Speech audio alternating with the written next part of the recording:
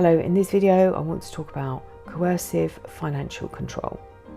What financial control is, why it's used, how it's used to keep you trapped, what coercive control is, and finally I'll give you some tips on how to deal with it and save your sanity. Hello, my name's Elizabeth Goddard. On this channel I talk about healing from emotional abuse, breaking the trauma bonds and divorcing emotionally. If you're new to the channel, please don't forget to like and subscribe, and if you're returning, welcome back. And thank you so much over the last few weeks for all the new subscribers. It's blown my mind. Thank you so much. So in this video I want to talk about coercive financial control. The definition of financial controls are procedures, policies and means by which an organisation monitors and controls the direction, allocation and usage of its financial resources. Financial controls are at the very core of resource management and operational efficiency in any organisation. That isn't talking about a relationship, but if you take out organisation and slot in person, it's very similar. Financial control is another means an abuser uses to ensure that they are not abandoned. Financial abuse seldom happens in isolation. In most cases, the abuser uses other techniques, other behaviours to threaten and reinforce the financial abuse. It is the misuse of money, controlling their partner. It can include using credit cards without permission, taking out loans, putting contractual obligations in another person's name, and gambling with the family assets. Financial abuse leaves people with no money for basic essentials such as food and clothing. It leaves them without access to their own bank accounts, with no access to any independent income, and with debts that have been built up by the abusive partner set in their names. Even out of the relationship, financial control can still be used by the abuser with regard to child maintenance or support. And sadly, the vast majority of people in abusive relationships experience some form of financial abuse at some point. In a survey by the charity Surviving Economic Abuse, they surveyed 72 survivors and they found that nearly a third, 31.9% of people said that their access to money during the relationship was controlled by the perpetrator.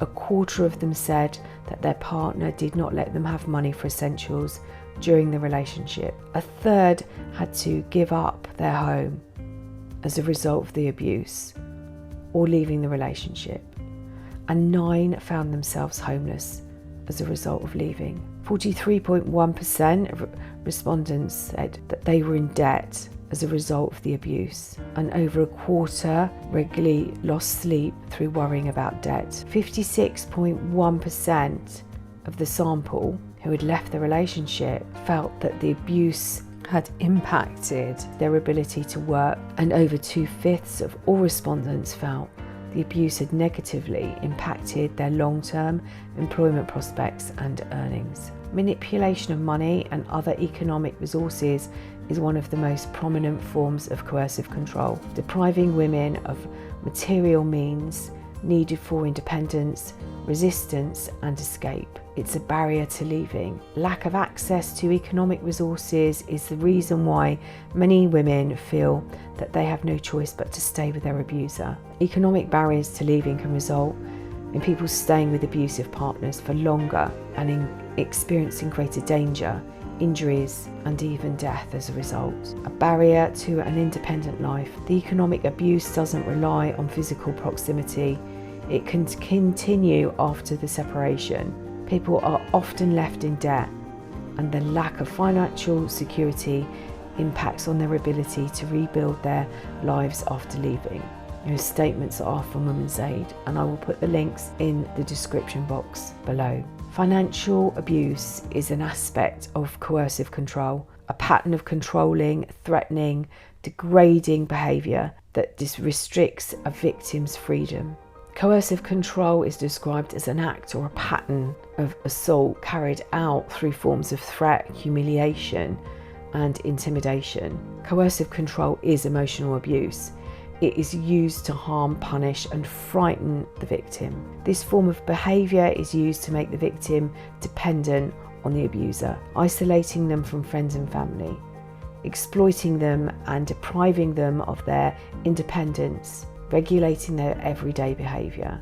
Coercive or controlling behaviour does not relate to one single event. It is a pattern that occurs over time, used for one individual to exert power and control over another. Coercive or controlling behaviour is now a crime in the UK, and the law came into force on the 29th of December 2015. Coercive control creates invisible trains. People might ask why you didn't leave earlier, or why you didn't see what was going on. And on some level, you know that something was wrong in the relationship.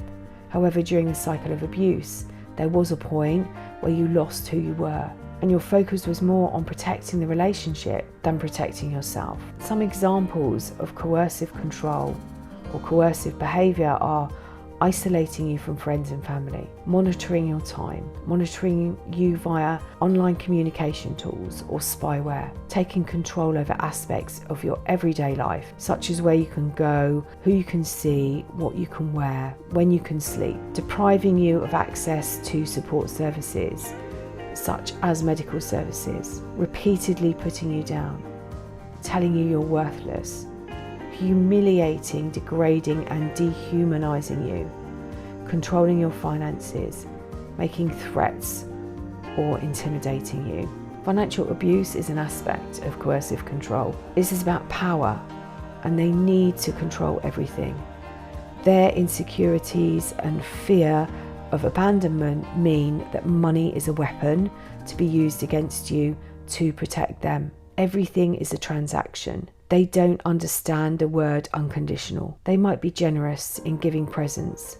There is always an expectation and an exchange, and you might find yourself wondering what they want in return. Money is status to them. It might be in the way of cars, watches, houses, clothes. It is like an addiction, filling the emptiness inside them.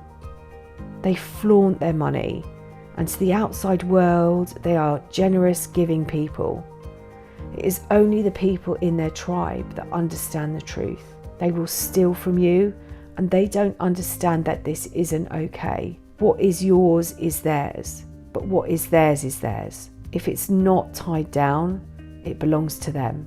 They will destroy your personal belongings without any remorse, especially items that have great significance prior to your relationship. If you receive financial gifts or inheritance, they will tell you that they should be responsible for it, as you're not trustworthy. And they may suggest other family members have raised concerns about the way you behave with money. If you do not oblige them, they create scenarios where you are forced to use this gift or inheritance. They will coerce you into selling or signing over assets, or persuade you to sign legal documents giving them power of attorney. You may find you're not allowed access to bank accounts or to see any records. You might be forced to hand over your wages, or if it's paid into an account, that they deny you access to it. You may be forced into a position where you need to use your money to pay for the mortgage or rent, bills, food, and their money is used for themselves. They may even forbid you from having a bank account.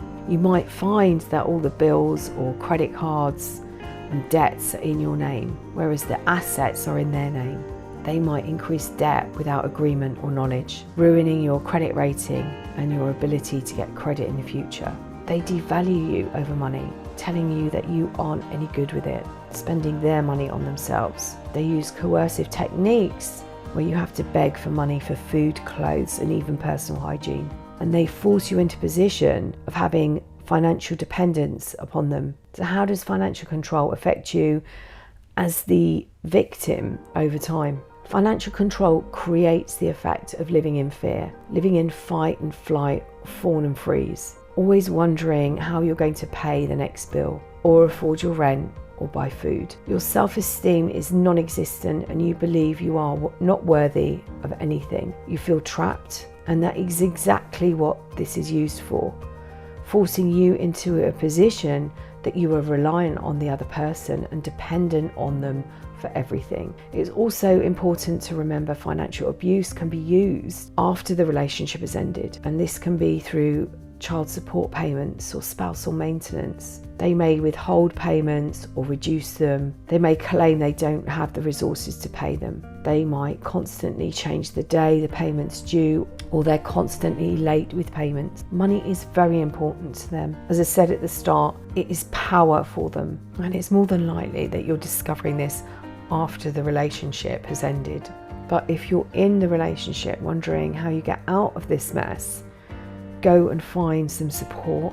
I will put some resources below. During this research, I found the Citizens Advice Bureau are starting to become more aware of this type of abuse, and they might be able to offer practical advice in dealing with this, and I will put the link to the resource that I found on that. You might find a local refuge in your area will have information on helping you with financial support. One of the hardest parts of dealing with this type of relationship is trying to heal and living in fear of how you're going to survive, and then watching your abuser living their life without any financial worries. You can get through this with help. Please ask for it. Your self-esteem is crushed and you might not even know how to function, but there are refuges and support networks that can help you manage any debt that you've been left with.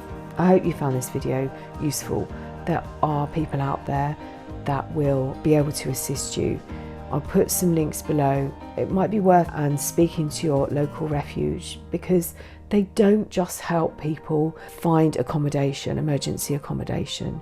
They have so many different resources available, and they want to help you, I promise. So I'll put the resources below. If you'd like to find out ways of working with me, I'll put the link to my website below. I'll also put the links to both my books, Finding Lily and the A to Z of Emotional Abuse, along with the groups that I run on Facebook.